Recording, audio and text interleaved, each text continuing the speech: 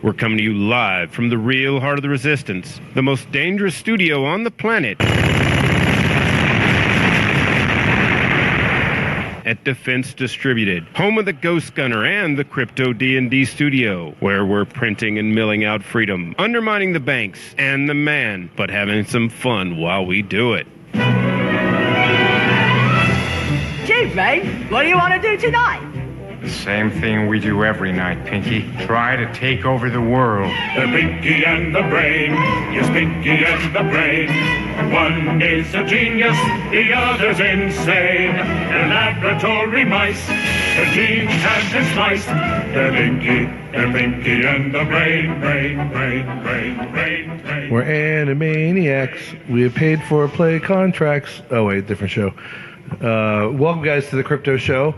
We are giving you a special edition of the Crypto Show. We are not coming to you from Defense Distributed. No, not today.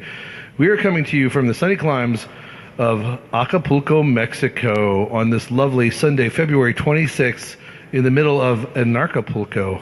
Yes, that's right, the third annual Anarchapulco Anarchist Libertarian Conference, Anarcho-Capitalist, maybe to be a little more specific. Thanks to Jeff Berwick and his team. And it's very exciting. We've had a bunch of great speakers. And as some of you may already know, Danny earlier this morning did some food donations to the local orphanage, thanks to Dash.org and the help of some local Mexican bikers. That was pretty cool.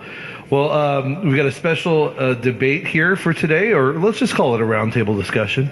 Debate maybe sounds a little too adversarial. We'll see. Square table discussion. There you go. But I'm honored to have on the show returning guests, both of them. Roger Ver. I mean, he needs no introduction. Go ahead. Give him an introduction. So tonight, are we Pinky in the Brain, or are they Pinky in the Brain? I think they're Pinky in the Brain tonight. And the goal of this discussion is to prove who's Pinky and who's the Brain when it comes to the future of Bitcoin. And just to give a little quick maybe background on that, we're kind of going to be touching upon the block size debate and various proposed solutions for that, and how that has affected transaction cost, transaction times, and various things related to that. But the future of Bitcoin is what we're here to discuss with Roger Ver and Tone Vays. Now, Tone Vays, a lot of you probably know, most of you. He is formerly of the legacy financial system. That was his early experience. He quit that, seeing how ridiculous all that was, and especially once upon learning about Bitcoin. He used to write for Cointelegraph. Well, now he's doing stuff all on his own. And Tone, what are you doing on your own right now? Well, I try to maintain my blog, Liberty Life Trail, but I'm doing a lot of video content. I started my economics blog where I talk about trading, financial assets, and Bitcoin. I also just started a podcast called Crypto Scam, where we dig into every one of these crypto projects and some of the financial sphere for like 1 hour on a specific topic. And I still contribute to the World Crypto Network, where we cover Bitcoin news on a weekly basis. You are busy. And I speak at a lot of conferences. Including this one. Did you already have your workshop? I know the workshop is coming after the conference, where I will be trying to show people the basics of technical trading, but I already did my presentation yesterday on like markets and Bitcoin. Excellent. And of course, Roger, you're speaking at the conference. Did you? I actually got here just today. I was delayed by a day, unfortunately.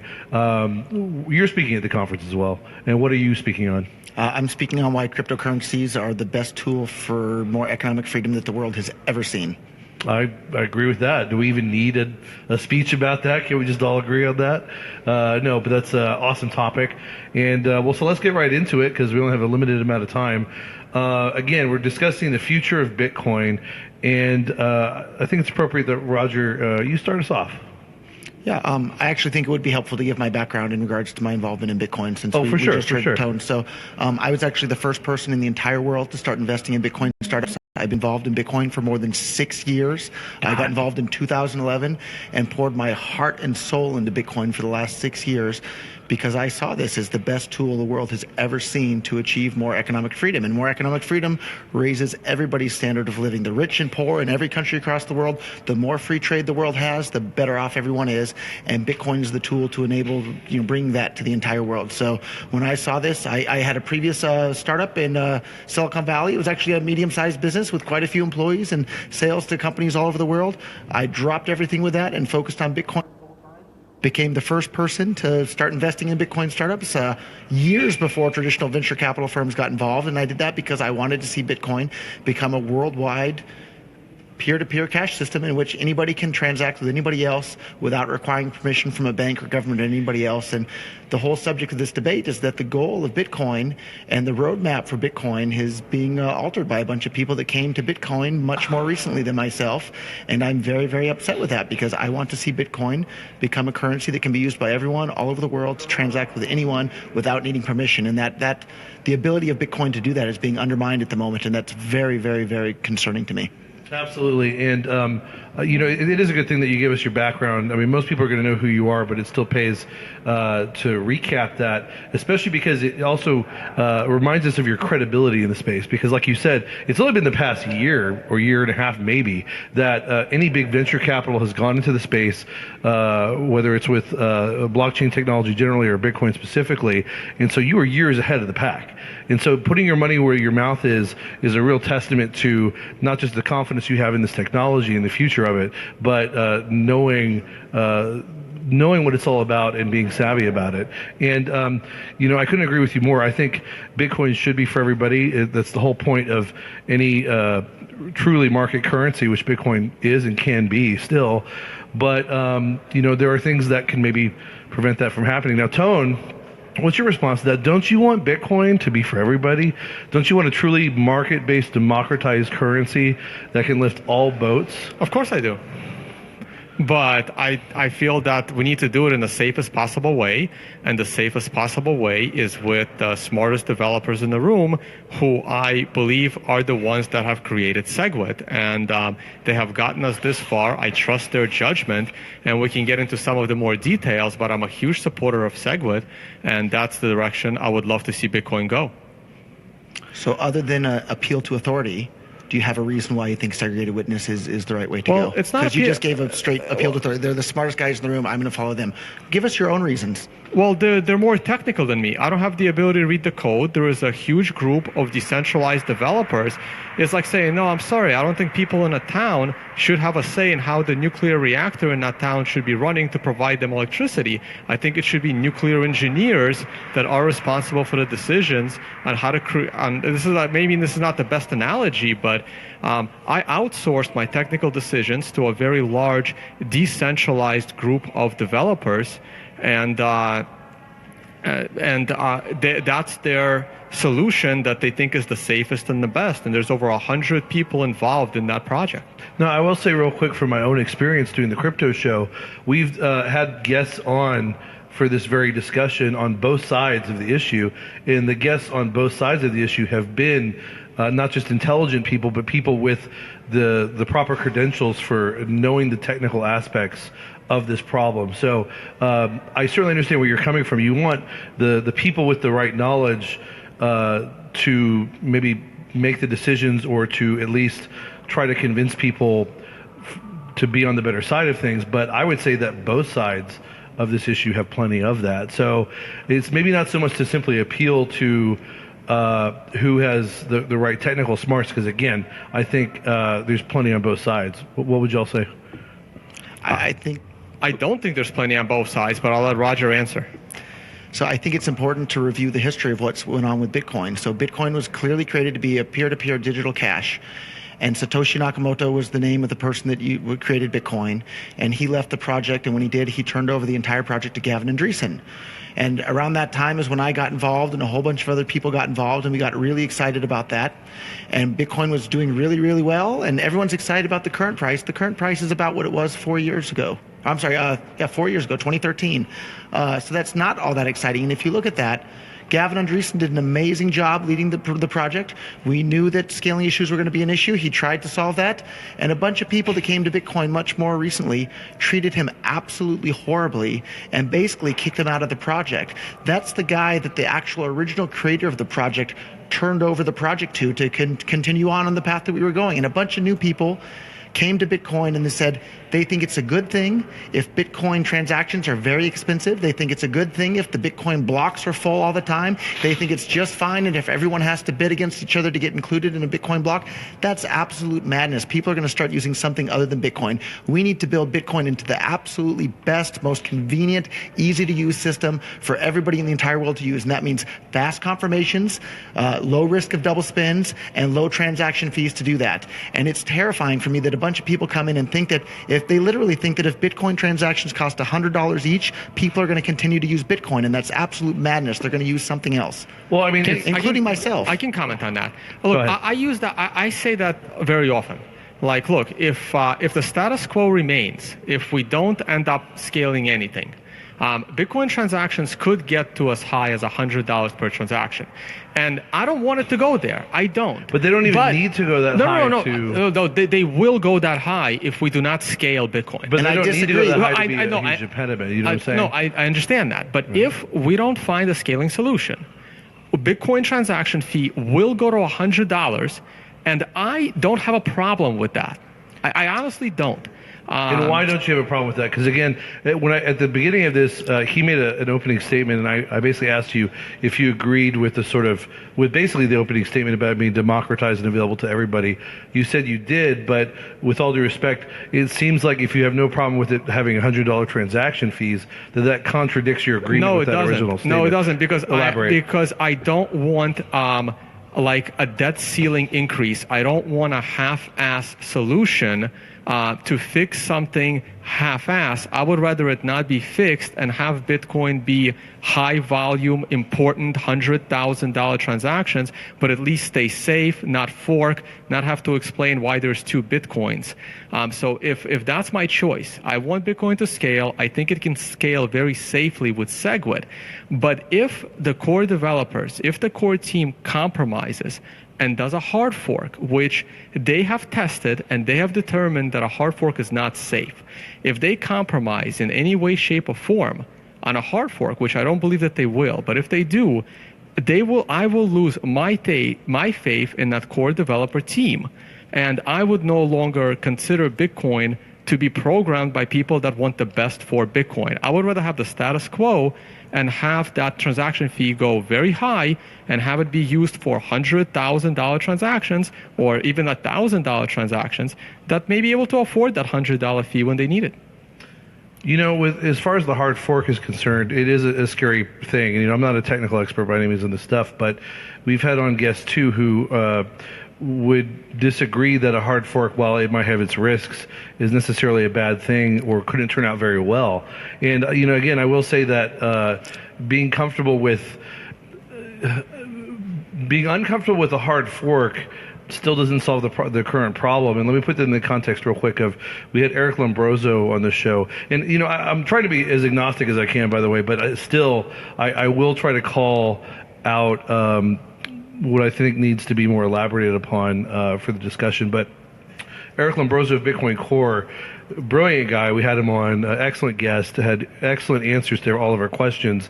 I basically asked him, so what, like with segregated witnesses, essentially how would it expand the block size? And he gave a technical answer, but at the end of the day, the summation was it would effectively amplify the block size to something like 3 to 4 megabytes. Effectively.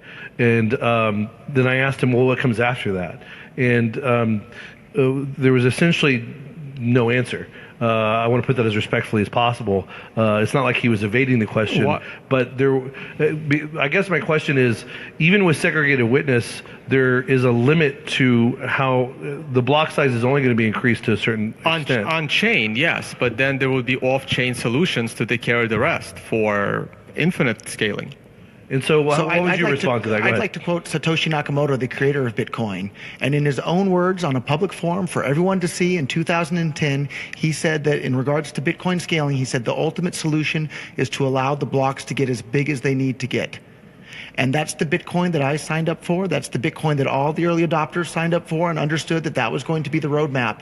And that's the roadmap that worked for the first 7.5 years of Bitcoin. Bitcoin blocks went from 5 kilobytes to 10 kilobytes to 100 kilobytes to 0.2 megabytes to 0.5 megabytes to 0.8 megabytes and now to 1 whole megabyte. And that worked amazingly well for the first 7.5 years to bring Bitcoin to millions of people all over the world. And now a new group of people that have just come to Bitcoin much more recently, they said, we're going to stop that path of growth that we know for sure has worked incredibly well to allow Bitcoin to grow.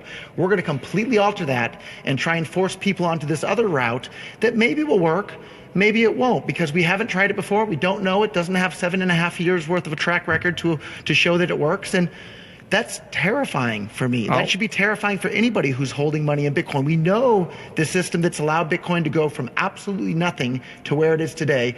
Don't break that system. Don't change that system. And that's exactly what all these new people have come into the ecosystem and done it through this giant censorship campaign too. On the main discussion platforms on the internet now, you're not even allowed to say the things that I'm saying. If you say them, your posts get deleted. And if Bitcoin's supposed to be a worldwide censorship-resistant peer-to-peer cash system, why on earth would we trust a bunch of people who've resorted to censorship to maintain Bitcoin as a peer-to-peer censorship-resistant cash system? Can you maybe be more specific about the allegation? Can we talk about the prior thing first and then move on to the censorship? Because there were two completely separate things there that Roger talked about, right? Well, we can get to the censorship issue after as well. But I want to talk about your statement on Satoshi Nakamoto and the new people that came in and are changing the idea. So, look, I respect Satoshi Nakamoto's original work, and Roger's been in Bitcoin a few years more than I have. He's an early Bitcoin adopter. I am not an early Bitcoin adopter. So he does have, some obviously more credibility there because he saw it earlier for what it was. And I do respect you for that, Roger, and everything you've done. And if I can interrupt for 5 seconds, yes, go ahead. You will still be an early adopter of Bitcoin if Bitcoin's allowed to continue to scale and for the entire world to use it. If that's stymied and stifled, you'll be a latecomer to Bitcoin because Bitcoin will die off and people will start using something else. Okay, so here's my view. Here, I may not know everything about Satoshi Nakamoto because I did come a little later. But what I do know is that he wasn't the best programmer. He wasn't the best developer. And he was very happy when better developers came along and started making updates to the code and making it better. Now, it's possible, it's very possible that the smart people that came in programming Bitcoin, they realized a flaw with that type of a scaling. Well, can you qualify that statement though? I see where you're going with this, but why do you say he wasn't such a good developer? That's what I've heard about a lot of people. They have to rewrite a lot of his code for efficiency purposes. Because look, I'm sorry, reality will state that there's no way Satoshi could have possibly been the best programmer in the world. There's always somebody better. And a lot of smarter people did come in. There's always, I don't consider myself the best at anything. When you have an amazing project, very smart people do come in and they do find flaws that you had and they fix them. This is good. This is a good thing. That's not a bad thing. It's not a bad thing by any means, but I agree. That doesn't necessarily mean that he was a bad developer. He wasn't a bad developer, but he wasn't as good as some of the people that came in after him to try and make Bitcoin better. It's like with anything, whether it's like, I don't know, Einstein and relativity or something. Okay, but anyway, this is a side point. Let's say more specific part, okay? So to me, look, I agree with Roger in the fact that when they originally put in a 1 megabyte limit, okay? Which was a hard fork. But at the time, it was a safe hard fork because there weren't that many users of Bitcoin. And so what difference does that make? It makes a big difference because because that hard fork wasn't contentious and it didn't split Bitcoin in two. And there were reasons for them to do that, right? Now, you may agree or you may disagree with those reasons, and I'm not an expert on those reasons. But what's done is done. You can't take that hard fork back. We all have to agree on that. Well, why is a hard fork that's contentious necessarily bad? Because Ethereum just showed us what happens in a contentious hard fork. That's not necessarily a fair comparison. Sorry, it's not a fair comparison, and I think it's worth pointing out that a hard fork is just a euphemism for a protocol upgrade, for a software upgrade. So if you call it a protocol upgrade, it doesn't sound nearly as scary as when you keep calling it a hard fork. Well, it's an upgrade to the protocol. No, but if you don't join that upgrade, you will start a different chain. And I promise you, I will be on that chain, and so will a lot of other people. But isn't that competition kind of like with altcoins? People can then decide which chain they want to be on, the better chain may win out. This is the one way to just kill Bitcoin, and yes, then altcoin, it will be a complete. But why would it necessarily kill Bitcoin? And it's worth pointing out that more than 100,000 Bitcoin Bitcoins worth more than $120 million voted that they don't support Core's roadmap and they'll support whatever development team forks away from Core. $120 million worth of Bitcoin aren't a couple of trolls on the internet. I don't want to start this argument. That means nothing to me, and I'll tell you why. Because it's possible that you are like 85% of that. It's possible. So I can tell you, and you can choose whether or not to believe me or not. So I was a very small percentage of that. I don't want to go to that debate, right? Well, let me ask something. Or go ahead. I just wanted to finish. Go ahead so when what Roger finished, was talking. So at this point, look, what's done is done. The hard fork that took place that created a 1 megabyte block was not contentious and wasn't going to be contentious at the time because they had good reasons to do it. At this point in time, this would be a contentious hard fork that will create a problem. Now, because what's done is done, at this point, we are staying with a 1 megabyte block. I am fully convinced of that. And how can we scale with the 1 megabyte block? And it took them a while to come up with Segwit, with an idea for Segwit. It took them a little bit of time to find the safest way to do Segwit as a soft fork so that it's backwards compatible, so that your Bitcoin client from like 4 years ago can still work, which it won't work if you do a hard fork, but with a soft fork like Segwit, it will. It instantly, the block size doesn't change. The block size remains 1 megabyte. I thought Segwit was a block size increase. It is based on the amount of throughput inside that block. So basically, I was just... right. But basically, it instantly becomes an effective block increase to 2.3 megabytes. Right, which is what Eric... So it's worth pointing out that it's only the case if 100% of the wallets adopt that transaction format for their transactions. And that... Look at how much contention we're having with. I don't think there's. Right now. I think wallets are in support of Segwit outside of maybe blockchain.info. And so it's worth pointing out that blockchain.info is responsible for more Bitcoin transactions on the network than every single other Bitcoin wallet combined. Roger, but you're also an investor in blockchain.info, right? So there's definitely a conflict there. I do want to say that at least historically, by historically I mean the past year and a half, say both proposals have been contentious. So I don't think contentious. The fact that it's contentious alone is enough to tell us that it's good or bad. The fact that we're here arguing about it shows that Segwit is contentious as well. Right, exactly. That's exactly what I'm saying. And I'm not trying to, this cuts both ways is what I'm saying. So to say that's contentious, I think you need to demonstrate a little bit more about why that necessarily goes one way than another. Now, real quick before I get back, because again, we need to address what happens after Segwit.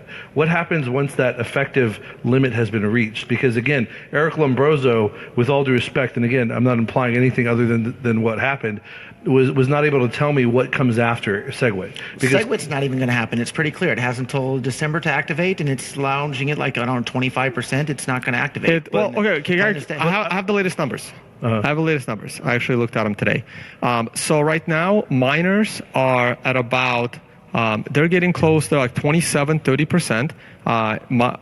As far as mined blocks are signaling for Segwit. As far as node operators go, that's up to 50% for Segwit. I want to take a quick fork, if you will, and I want to play devil's advocate with Roger. Fork you. I want to play devil's advocate with Roger, just to be fair, because I don't want to seem... I feel like if I'm listening to myself, I seem more one-sided than I actually am. And really, I'm just critical of what's being put forward. So I want to be critical towards Roger, if I may, with all due respect. Roger, saying that Satoshi wanted, and early developers, adopters wanted a certain thing, one could argue, while that is a very strong case to be made for the future of Bitcoin, one could argue that's an appeal to authority as well. How would you respond to that? How would you also respond to the idea that while certain things may have worked up to a time, is it possible that circumstances have changed such that the existing solution doesn't work anymore and an outside solution might be necessary? And then, I forget what That's probably enough. I had a third part, but go ahead. That's probably enough, yeah. To say Satoshi outlined something that is a bit of an appeal to his authority, but at the same time, this is the plan that he set up that attracted the millions of people around the world to get involved with. It sort of attracted me to pour my heart and soul into it, and a bunch of others. And now it feels a bit like a bait and switch is going on. A bunch of people came much more lately and said, "Oh, we know best. We're going to completely change Bitcoin into something completely different than what was originally promised to the people that got involved."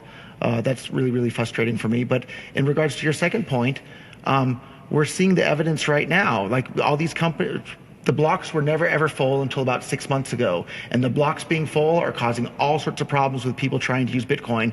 If you're running a business to do a Bitcoin transaction now, oftentimes it can cost 10, 20, 30, 50, even sometimes as much as $100. I had an address recently for Bitcoin.com where we had been receiving our commission payments. And I went to move the Bitcoins from one Bitcoin address to another Bitcoin address. And it was around $13,000 worth of Bitcoins. It cost me about $400 to move the Bitcoins from one address to another. Can I comment on that? Go. If I can make one final Let him point. finish, you comment, then I have another thing for Roger. And so Go ahead. all these companies, Bitcoin.com included, Blockchain.info, Coinbase, Zappo, you name it, they are having to deal with a flood of support tickets from customers saying, why didn't my transaction confirm? Why didn't I get my Bitcoins? Why are my transactions, floating in the blockchain waiting to be confirmed for hours or days? This is a huge problem. So we're seeing the problem that's happened. The problem now is that the blocks are full, transactions are more expensive than ever before, and take longer to get confirmed than ever before. That provides a horrible user experience that makes new people not want to use Bitcoin at all, and it makes existing Bitcoin users more likely to use something other than Bitcoin. If you have a bad experience with something, you're going to look for something else. A couple of points on that. So I know, Roger, you've been saying, and me and you had this debate, not debate, but you talked about it privately in Vietnam, and you pretty much kind of had me convinced. But then two things became a little clear based on other people looking at it. Two of your large famous transactions that you were complaining about, one of them had an unconfirmed transaction within it, which prevented it from being sent. So can we pause right there and address one at a time? Why was the unconfirmed input unconfirmed? It's because the blocks were full. Though I've seen the mempool get cleaned up. I mean, yes, there is a slight backlog of transactions now. However, activating Segwit would immediately solve this problem. Issue? You're just going to skip over that issue? You're complaining because I used an existing wallet that had been around for ages and ages, right? Blockchain.info, the wallet that's responsible for more Bitcoin transactions than every other wallet combined. And I made one payment to one person. And then later on that day, I made another payment. It turned out that the change from the first payment hadn't even been confirmed yet. And then the other one didn't get confirmed. So that's an example of problems being caused by the blocks being full. The reason the input hadn't been confirmed is because the blocks were full then and the blocks were full later. And it's a huge problem, even for super experienced Bitcoin users like myself. But Segwit solves that problem safely. And you don't support Segwit. Of course it does. Okay, on that point, real quick, I have two questions, one after another. One for Roger, then one for you. Roger, my question to you is, play devil's advocate for me. What are the risks of Bitcoin Unlimited in a fork? Just be as like honest or antithetical as you can. And then I still want to know, Tone, what comes after Segwit? Because to me, and I'm far from an expert, but even having the experts on and asking them, I can't understand what comes after Segwit. In other words, when the block bumps up against Segwit, what happens then? Because Lightning Network. Well, hold on. Then Roger, go ahead with the first one. So absolute worst case scenario with Bitcoin Unlimited is that the whole network could break and everything could fall apart, and people would have to figure out how to fix it and start the blockchain right up again wherever the break took place. But that's a problem with any upgrade, and something like that could happen with segregated witness as well. All the transactions that are in the segregated witness transaction format could wind up having some sort of problem in the future too. So that's really scary. So there's a lot of money on the line here, and it's prudent to be careful about it. But the underlying economic code of Bitcoin is just as important as the underlying software code of Bitcoin. And we're seeing the underlying economic code of Bitcoin that we know for sure has worked incredibly well. It's being altered by a bunch of people that came to Bitcoin more recently. And that's just as terrifying to me, if not more terrifying to me, than altering the software code. And I'm on the completely opposite side of that. Obviously, the moral hazard of Bitcoin Unlimited can split it into two. Now, Roger is concerned that there is a giant bug in segregated witness that could cause problems. But the probability of that bug happening in segregated witness is infinitely smaller. How do we know? Based on what? Well, we know based on the fact that there's 100 developers. There's at least 15 to 25 full-time data scientists that program segregated witness, plus another 100 plus contributors. While on the Bitcoin Unlimited side, there's maybe 2 to 3 full-time data scientists. So that's just plain a lie. There's a bunch of contributors to Bitcoin Unlimited, and there's even more for Core, but a lot of the ones that are contributing to Core are just kind of part-time. Oh, I found a type error, and I'm going to fix that. That's the 100 plus. Right, no, I said there's 15 to 20 full-time data scientists. How many full-time data scientists that Bitcoin Unlimited have? Like full-time, that's their only job. Well, When you say full-time data scientist, full-time devoted to Bitcoin and Bitcoin Core, or full-time as data scientists in their profession in general? No, full-time data scientist to that code. Yes. To that code? Right, to that code base. And it's worth pointing out that I think the moment that Core isn't viewed as being the most prominent implementation of Bitcoin, most of those developers and all the new developers coming to Bitcoin will switch to whatever is viewed to being the most prominent implementation of the Bitcoin protocol, whether that's Bitcoin Unlimited, Bitcoin Classic, Bitcoin, you take your pick. People love to work on things that are being used. So people are going to work and spend the most time on whichever one is the most popular. And at the moment, Bitcoin Core has the most nodes. But if that changes, the developer group is going to change towards whatever the new one is too. Can I answer your other question about what happens next? Because that's your big question. Go ahead and then a follow-up to that. For both of so y'all. what happens next? Okay, so if segregated witness comes in, right, if it gets adopted, it immediately creates an effective block size increase up to 2.3 megabytes on average. Okay, I think that's on the high side. No, that's on average. Bitfury has done a lot of research on that. That's on average. Assuming 100% adoption. From No. wallets, Assuming 100% adoption, it can bump it close to 4. That's after Schnorr signatures and some other stuff. Yeah, so but you're looking that's like also years part of down the road at this point. And we have a serious problem today. That is absolutely not years. Okay, but today it bumps it up to 2.3 effective, and it goes up to 3 and change. Now, after some time, Lightning Network is almost ready for full-blown testing.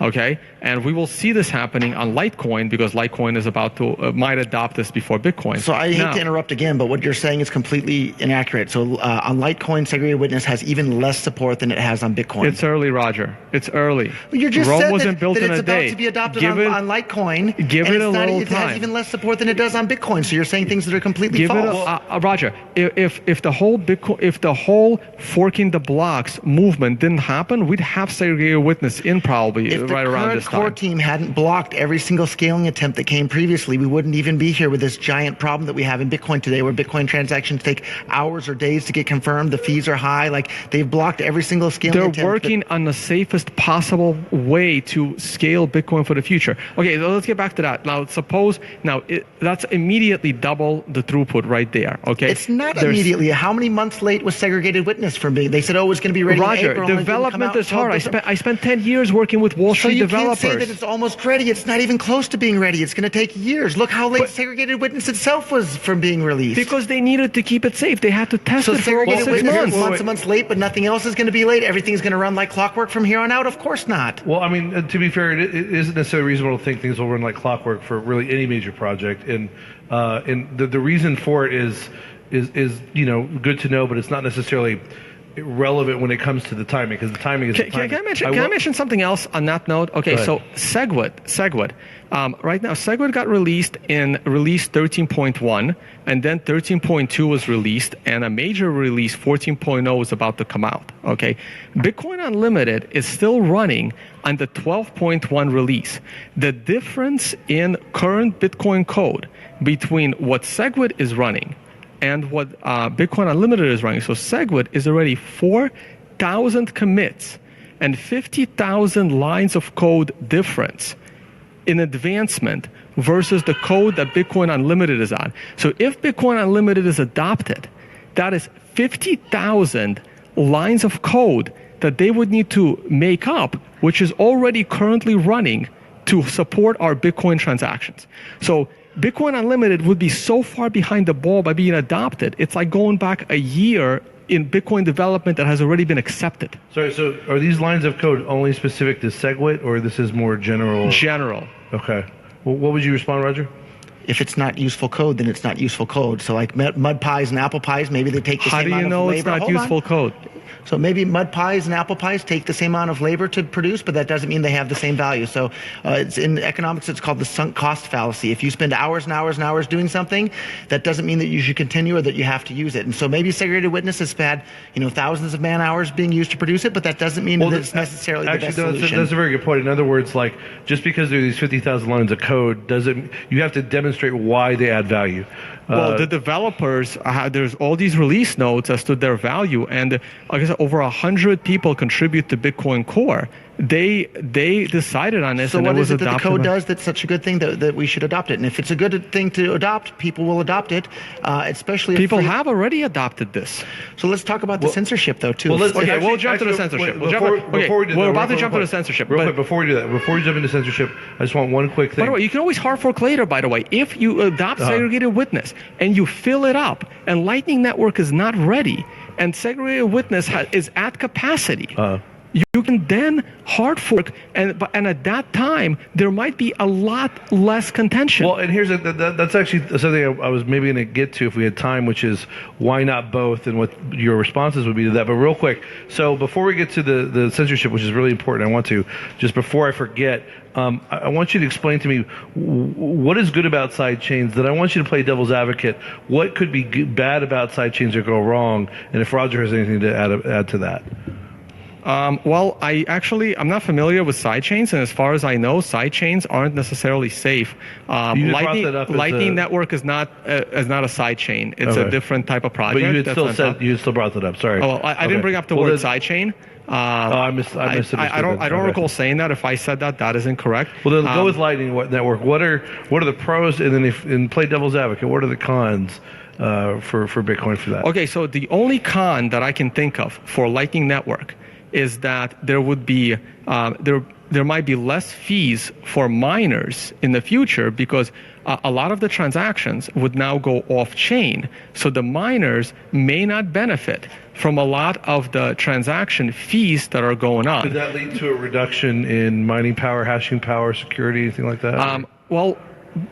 I don't know. That's not Roger, a specialty. But I'm playing my own devil's advocate. Go ahead. I want to mention one more thing on that, right? So basically, the transactions would happen off chain, and then they would settle to the chain. I don't know, twice a day, once a day, based on that Lightning channel, right? But if Bitcoin continues to go up in price, like right now, for example, 95% of the mining reward is not transaction fees, it's the actual reward. And it'll probably stay this way for another 4 to 8 years, and that's enough time to solve that problem. That's plenty of time to figure out, is it okay and is it safe? And look, we can always hard fork later. Like you're saying, why not both? And why not? Right, well, we don't need both today. Let's see how segregated witness goes, and if it's not solving our problem, then the hard fork will not be as contentious as it is now and not as dangerous. So I think you left out one of the biggest risks with the Lightning Network. And I'll ask you, so what happens if a bunch of people want to close out their Lightning Network channels all at the same time and the blocks are full and their transactions don't get included in the blocks in time? What happens then? Do you know? And if you don't know, I'll tell you. Go ahead, tell me. Everybody loses their money.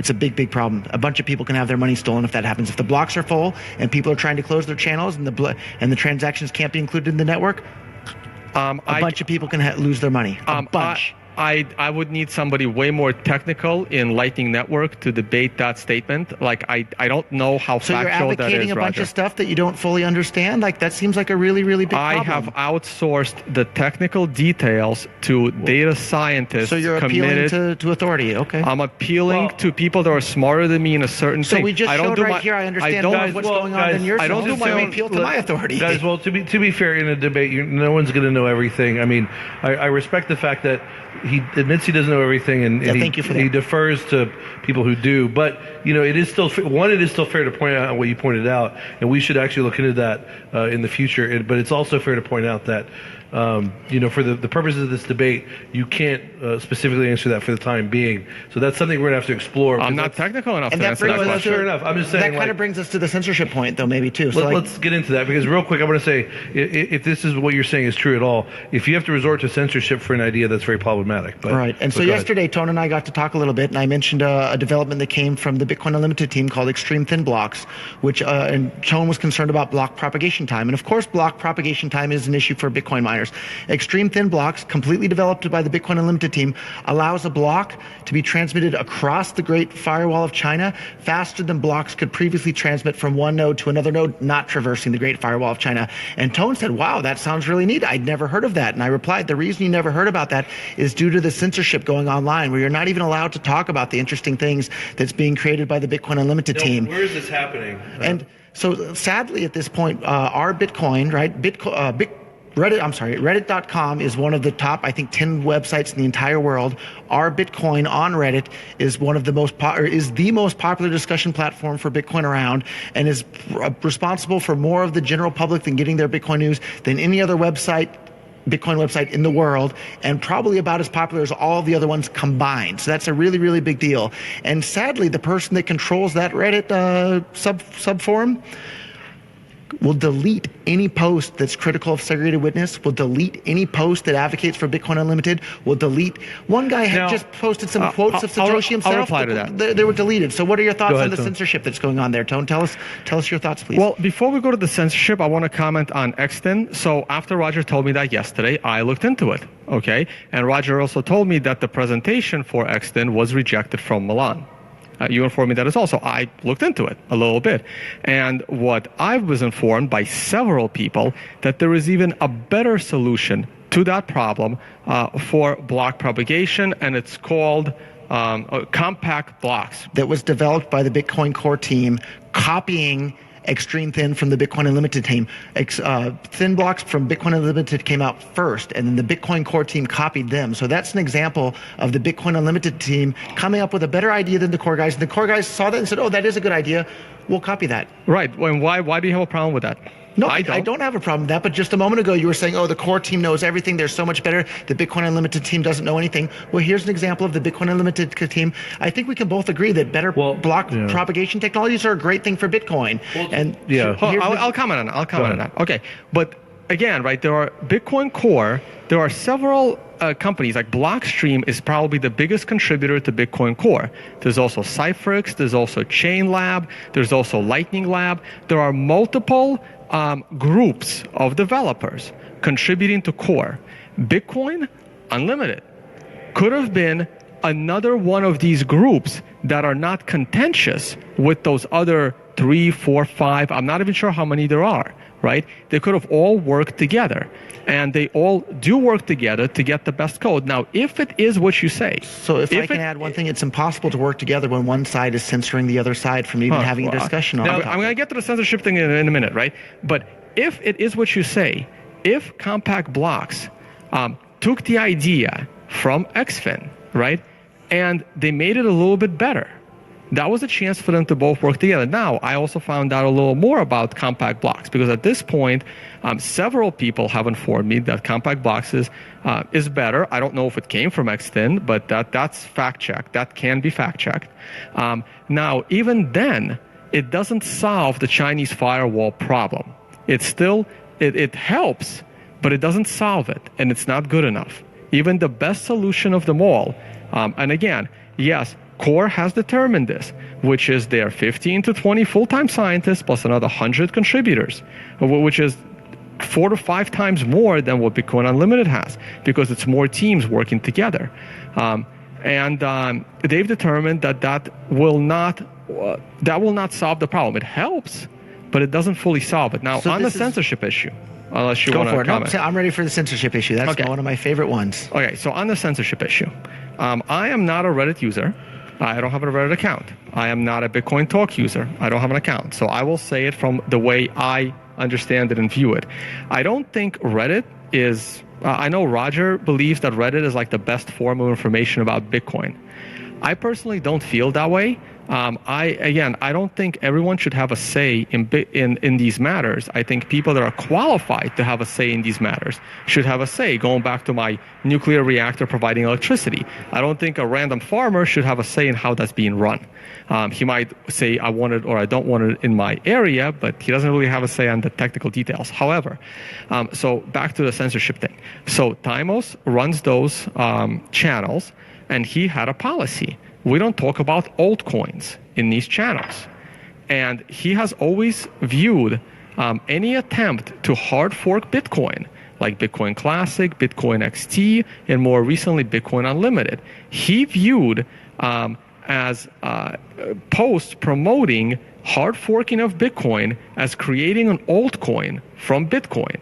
And he would censor those discussions. Now, would I personally like to see, even though I'm not even a Reddit user, do I personally feel that those discussions might be good to have on Reddit? Probably. But I also respect Thymos's decision to run that channel based on the rules he set a long time ago, and he stuck by those rules. So I'm actually 50-50. Now, I understand that Gregory Maxwell came out and said he kind of supports what Thymos did, correct? Yep. Right. And it's unfortunate that he came out and said that, but he's just one of those 20 full-time developers and 100 plus contributors. He doesn't speak for everyone. He's just one man that provided his opinion. Maybe he was too honest of an opinion, but it's just one man's opinion. It really should be irrelevant. His opinion on what is almost as much as like me being upset that a communist newspaper isn't publishing both sides of the debate. Like, I don't care. That's not my say. Go ahead, Roger.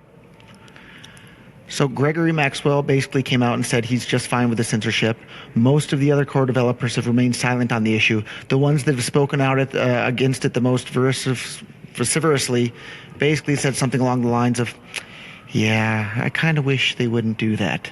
And no, this is a really, really, really big problem for Bitcoin, right? Bitcoin is supposed to be censorship-resistant money that anyone in the entire world can use without permission. And a bunch of people are now running the show here for the Bitcoin core group, saying that you're not even allowed to criticize us on the most popular platforms that we control. If you say anything negative about them, your post gets deleted. I don't think anyone can say that my opinion isn't relevant in this, because I was the first person in the entire world to invest in Bitcoin startups. I had given up on our Bitcoin for over a year, hadn't tried posting anything on it because of the censorship. Maybe 3 weeks ago, I figured, I'll give it a try again and see what happens. 50% of my posts were deleted. I tried for one day, half of my posts were deleted. I made 2 posts, one was deleted. Right, and the other one was very, very, very, very mild. Can I comment on all of that? Well, Roger, lately, because of all these debates, you are becoming you're not as liked by but I know you may not care. By a bunch of people that support censorship, and if they don't like me, I have a 4-letter word for you. Right? Bitcoin is about everyone on the planet being allowed to use it to send and receive money with anyone else whenever they want, for whatever reason they want.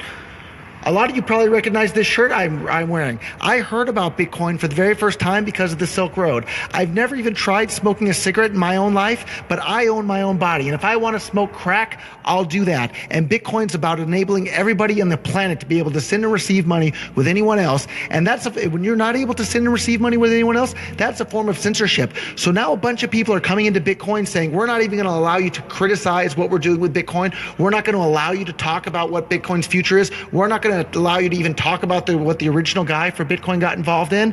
I don't trust those people with the future of Bitcoin one bit. I want Bitcoin to be money for everyone all over the world. And if a bunch of people are in charge of Bitcoin now saying you're not even allowed to criticize us, that's the death of Bitcoin in my book. Hold on a second. I would love to see proof of this. I highly doubt if you or anyone else posted criticism of Segwit on our Bitcoin, that would be censored. It's deleted instantly. Criticism? No, not pitching Bitcoin Unlimited. Actual criticism of why Segwit is no good. Any technical flaw. Instantly. And if you don't believe it, you're closing your eyes and plugging your ears and denying reality. There's a great post by John Block you can Google about the censorship going on our Bitcoin. They will delete anything that's critical of the core team, anything that's critical of segregated witness. You can post anything you want that's critical of Bitcoin Unlimited. You can talk about Bitcoin Unlimited all day long as it's critical. But if you post anything in favor of Bitcoin Unlimited, deleted. If you post anything critical of segregated witness, deleted. If you post anything critical of the core team, deleted. And this is a big, big, big, big problem for Bitcoin. Again, if the channel is no good, you have started your own channel. And good ideas don't require censorship. If segregated witness is a good idea, let people discuss it out in the open and people can decide whether or not they want to run it.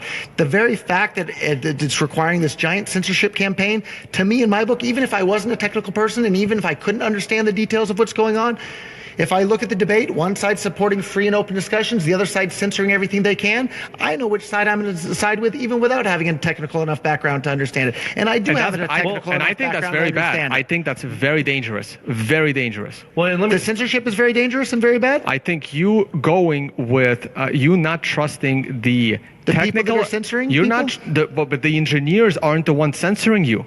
The engineers, some of them have openly said they supported it. Most of them have remained completely silent on it. Lots of them say, I don't see any evidence of the censorship. This is nuts. It's there for anyone who wants to look at it. Trusting less competent engineers because of something non-engineers are doing on Reddit. I've never used Reddit. I found it to be I don't find it that useful. It's just a bunch of people that shouldn't have that shouldn't really have an opinion on certain technical And matters. it's not just Reddit. It's Reddit. It's Bitcoin Talk. It's the mailing list. There's all sorts of places. Anything that's controlled by the Bitcoin Core supporters, you're not allowed to post anything that's critical of the ideas that they're promoting. Now, are these things controlled by the Bitcoin Core supporters, or what evidence do we have for that? A lot of them are, and I think Tone will even agree with me on that part. Well, and because. Would you? Okay. And I will say, I would agree, but again, right, the majority is in support of Core. They've done an amazing job getting Bitcoin this far. We can't. No, that's not true. The current Core team came much later, and we did an amazing job in the early days with Gavin Andreessen and Satoshi and Mike Hearn. Those guys did an amazing job. Mike Hearn and Gavin Andreessen, there's a reason why they're not there anymore. Because of the toxicity and the censorship, and they basically were driven mad and driven out of the community by the poor treatment from these people that came much later than they did. I know analogies suck, but my view is, look, the weak people get voted off the island in Survivor. The weak people get voted out first.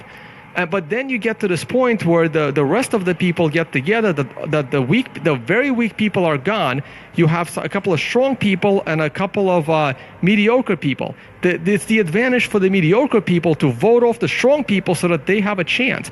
Gavin Andreessen and Mike Hearn are not there anymore because they weren't very good compared to the new crop that came in. That's why they're not there anymore. They're not there anymore because they got sick of being treated absolutely horribly and having all sorts of issues where they couldn't get anything done at all. They couldn't get anything by a done bunch of people that came to Bitcoin because their code wasn't very good. I think it's undeniable that this is a very heated, politicized issue, and yes, it is. The censorship is it's difficult because it's a complex issue, as it turns out. Obviously, like, I think censorship is bad. Is it 100% black and white? I'm not sure it is, although the fact that, as admitted, these things are, some of these outlets or forums are controlled by Bitcoin Core. If that is true, if there are direct connections, that is problematic, because it is one thing for somebody to have a popular site or something and not necessarily speak for. Core has no control of that. Like, none of those. But they're not even willing to denounce it. That's my problem. They have no control of it. See, but here's the thing. This is where it's not black and white. Good point. They don't have control of it. Good point. No one's denouncing it. Because to me, it's like, whether you have control of it or not, if someone is going to put that out there and you're not denouncing it, that's the same as maybe making a statement, in a sense. I'm not saying that's the case, but it can look that way. Especially when there's people like me out here saying, hey, look at the censorship that's going on over there. This is a big problem for Bitcoin. And the other people just seal their lips and say, segregated witness. And if you and the people that are supporting that, if you continue to if you post anything that's critical of it, delete it. Good ideas don't require force, and good ideas don't require censorship. Yeah. See, and so I mean, I'm glad we've had this discussion about this, because I think a lot of people I'm sure are aware of this issue. A lot of the people may not be aware of the details and how it how complex it is. Well, real quick, since we haven't touched on it, we were going that direction. Why not both? Why not both? Who wants to? Well, I already answered that, right? Because we don't need both right now. Segregated witness can solve this problem completely. If segregated witness doesn't solve this problem completely, we can always hard fork later with a lot less contention.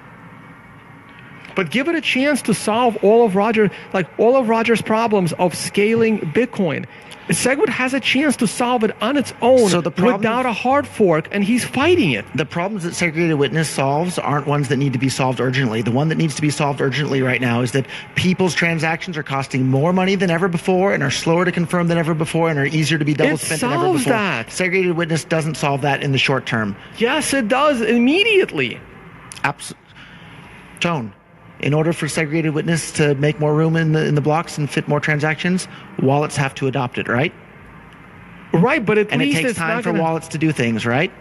So it doesn't do it instantly. They've already had time. As far as I know, they're almost ready to go. Some are, but it's not instant, right? But it's at least, plain and simple, not instant. But at least Bitcoin doesn't even have a chance to split into two Bitcoins, and I guarantee you that it will, because I will be on the miner chain. I will start mining. I don't care. And there's a lot of people like me.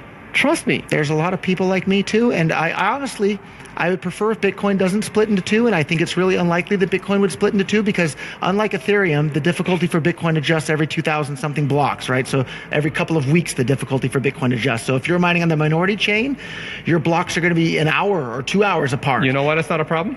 Why is that not a problem? Here's why it's not a problem. Let's say Bitcoin Unlimited, God forbid, gets 75% or 80% of the support, right? and you decide it's safe to go along, expecting the other 20% to jump over because for that specific reason, right? Here's what would happen. Because even if there's a 15% minority that doesn't want to go, you're right. The next block might take 2 hours. But at that moment, the moment it splits, that 15% would be in such consensus with each other that they would immediately hard fork within themselves to lower the difficulty to an average of 10 minutes, instantly creating 10-minute blocks. They would have absolutely no contention with that. So even if that's the case, then maybe that's a good thing for the world. We have 1,000 different altcoins right now. People can choose which ones they want. If we have 1,001 because Bitcoin had split into two, then the market can decide which version of Bitcoin is a better one. If it's the one with fast, safe confirmations that cost very, very little amount of money, or ones with really expensive, slow confirmations and easy to be double spent, it's clear to me which one's going to choose. And all the Bitcoins that have voted on Bitcoinocracy have been very, very clear which one of those two they're in support of. And I have a couple of Bitcoins myself. I'm sure which one I'm in favor of there as well. Well, let me ask, I guess, another final question or two. I don't know how relevant this is, but maybe it's worth asking. With Ethereum, now I want to make it clear, too, I don't think Ethereum is by any means a perfectly good comparison, because one, with Bitcoin, with Ethereum, it was an issue of the immutability of Ethereum, the stated early mission statements of the creators of Ethereum, also being in line with what everyone in the crypto space is philosophically in line with, and they've essentially, I would say, violated that. And there's a lot of people who agree.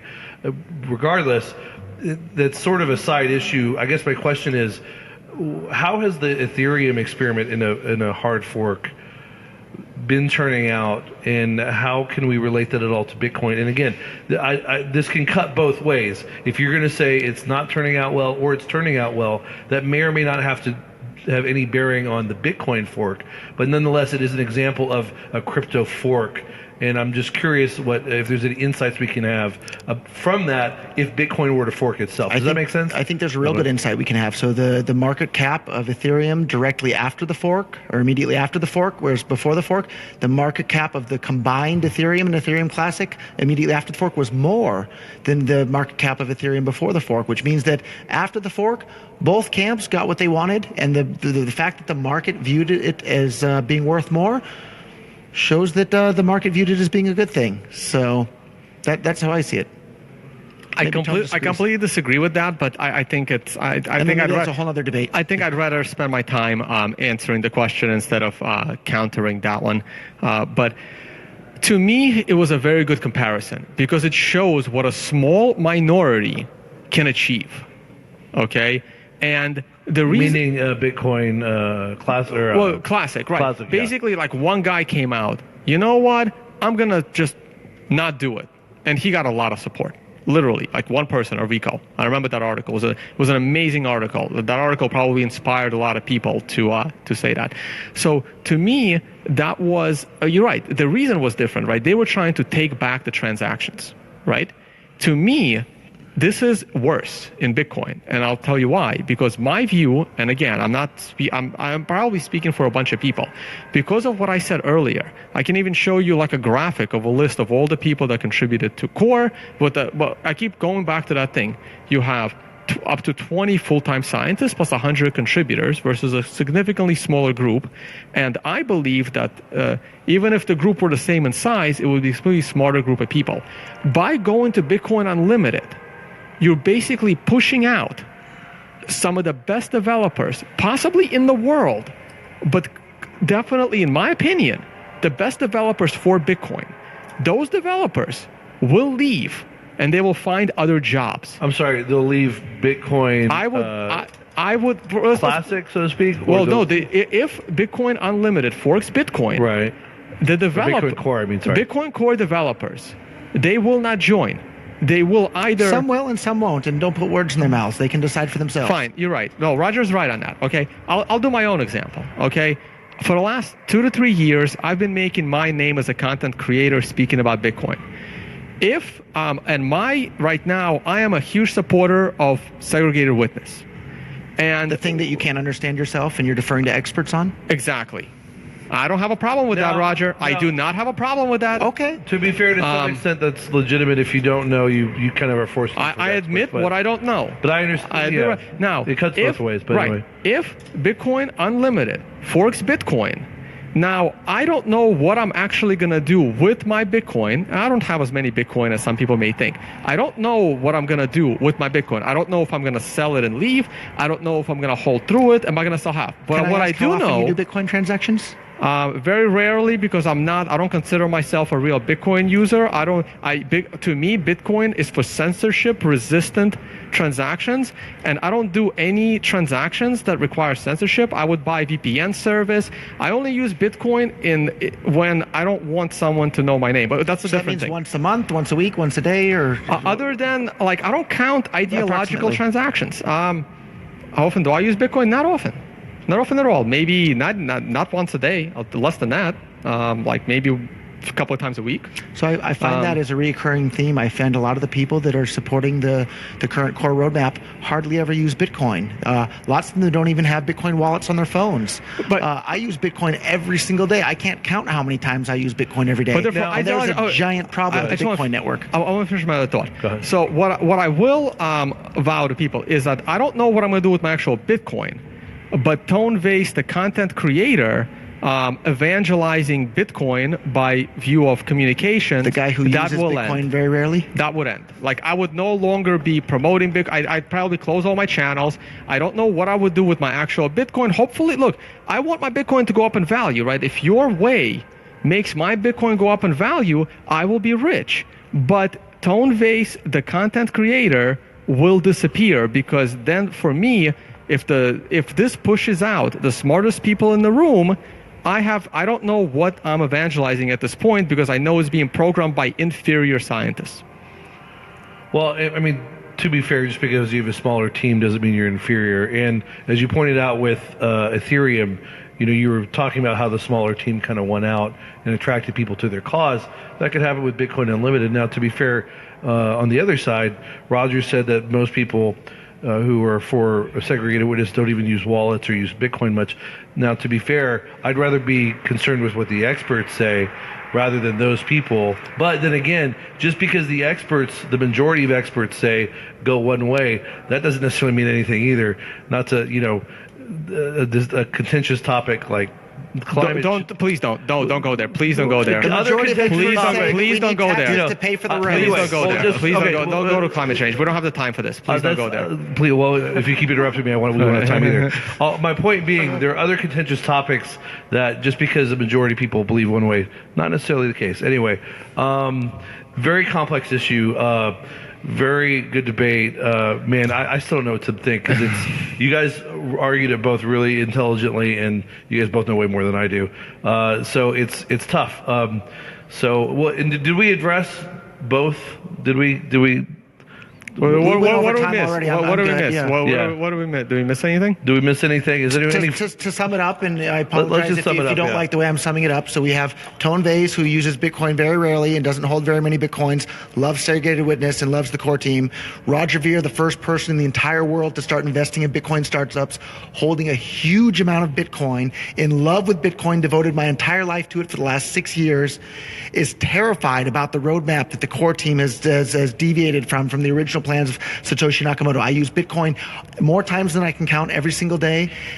It's terrifying for me. So that's, take your pick. Someone who uses Bitcoin very rarely, loves the core team, won't really speak out against the censorship, doesn't see it as much of a problem. Someone who uses Bitcoin all day, every day, and been involved full-time for over 6 years, is incredibly frustrated with the censorship and incredibly terrified about the way in which Bitcoin has been deviated from the original roadmap for Bitcoin. So people can decide which one of those routes are more appealing to them. And I think the option should be clear. And if I can plug the Bitcoin.com mining pool, email pool@bitcoin.com for a private invite.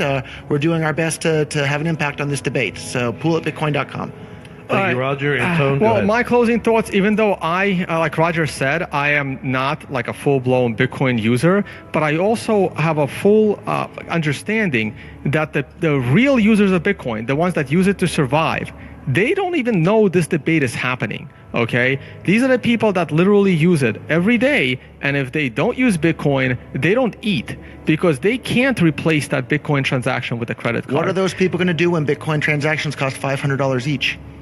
They will just raise their prices, and it's not going to get there if segregated witness comes in, Roger. See, all of your worst fears are when if segregated witness is prevented from being adopted, then yes, that will happen. And you know what? I am at peace with that, and maybe some of those people are as well. But if segregated witness comes in my opinion, that scenario, that your fear will not come true.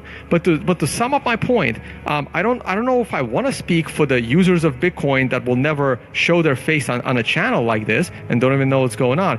But my view is the Bitcoin core team is a giant decentralized group of developers, and there's more and more organizations that are trying to work together for the best code inside Bitcoin. And they have come to a consensus on the safest way to scale Bitcoin and avoid a hard fork. And I will outsource that decision to the smartest computer programmers and scientists in the room to do it right. And I trust them. And I will eat that decision if they mess us up. One last question. I know we've gone a long time. You don't have much skin on the game, right? I own Bitcoin. I don't have a bunch of Bitcoin. Okay, I don't have as much skin in the game. That kind of touches upon what I want to ask, and this is, I think, a fair question. Roger has a lot of skin in the game. Whether or not you do is not my question. My question is, does Bitcoin Core have a lot of skin in the game? If they're a big group of volunteers, do they? I'm not saying people can't be altruistic, and they are. And kudos to Bitcoin Core for all they've done, right? But do they have a long-term personal interest in the longevity of Bitcoin from any sort of personal motive, profit, so if I can answer sense? that, it's worth pointing out that Blockstream, the company that employs a good chunk of the Bitcoin Core developers, raised $75 million from traditional banks, and they keep most of that money in dollars. Bitcoin Unlimited raised around $1.5 million from early Bitcoin adopters like myself, and they keep most of that money in Bitcoin. So you have the Bitcoin Core team holding their money in dollars, and you have the Bitcoin Unlimited team holding their money in Bitcoins. It's pretty clear which one's incentives are more aligned with the holders of Bitcoin. I can answer that actually, which is, it's funny that you brought that up because I brought that up recently as well, and here's the answer that I got. They would love to hold that 75 million in Bitcoin, but they have to abide by regulation. And having that much money in Bitcoin, they would probably have to classify as a hedge fund or some kind of a money investing institution. It's a regulatory situation. That's BS. That isn't allowing them to do it. Raised $30-something million and holds a good chunk of that in Bitcoin too.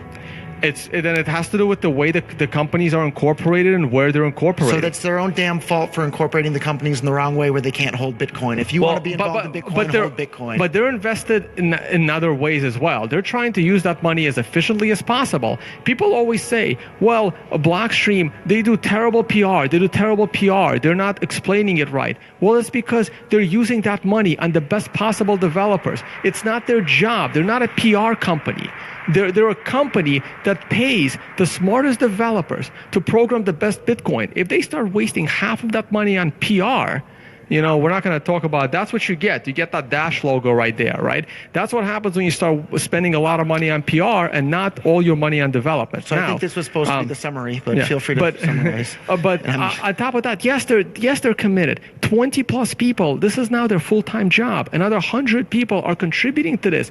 With money from the banks. Their reputation is on the line. Their job is to make Bitcoin as solid as they possibly can. Lightning would create fungibility that we need, and they're working on that.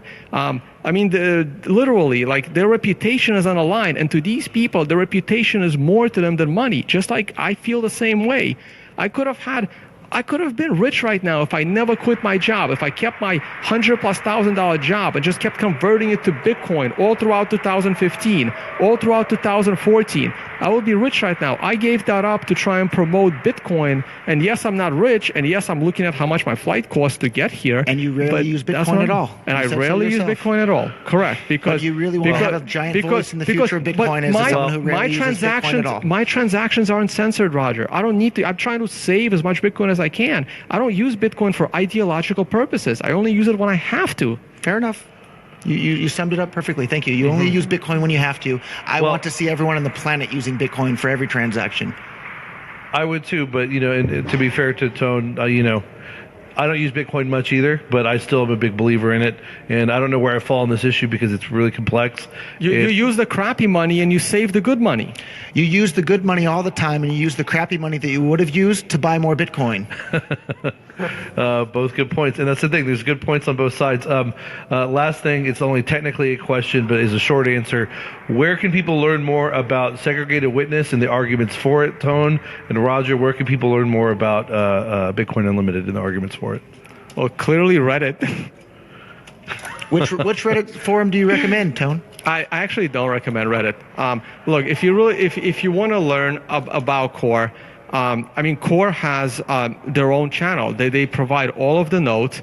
They try to do more speaking. You can enter like chat groups. There's articles. There's other places than our Bitcoin. And yes, a lot of it is being posted on our Bitcoin. But you know how I personally learn about segregated witness? I go out and I talk to the people. I talk to smarter people than me as to why they like segregated witness, and they've been explaining it to me very well. So I'm in a slightly different position. I don't have the time to read Reddit. So go ahead, Roger. Bitcoin.com, of course, I have to recommend. And then I would recommend RBTC for uncensored discussion. Our Bitcoin, go and take a look at our Bitcoin, and then take a look at RBTC, and it's very, very clear which one's allowing free and open discussion. And go look on Facebook too. It's really interesting. Most of the platforms, or almost all the platforms that allow open discussion and don't have posts deleted instantly, are not in favor of Segwit. And I think it came as a real big surprise to Segwit supporters when it came out that, turns out we don't have 95% support, and that's because of the censorship. Censorship hurts people on both sides. It hurts the people that are being censored, and it hurts the people doing the censorship because they don't know what the actual opinion out there in the public is. So anyhow, visit Bitcoin.com, visit RBTC on Reddit. Mark Zuckerberg is for XT, by the way. No.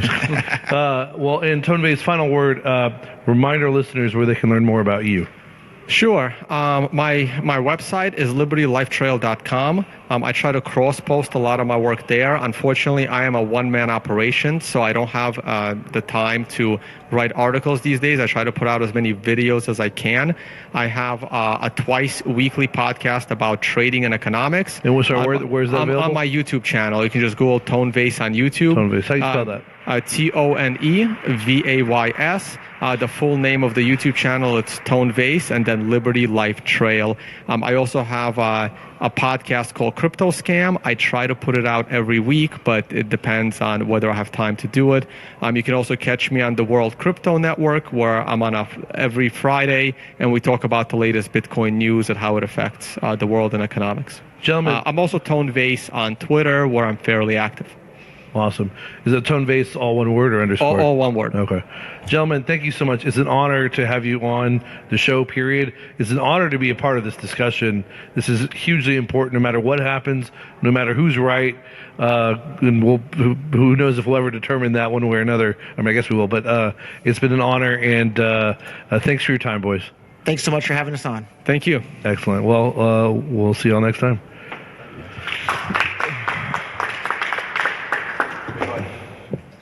Thanks, John.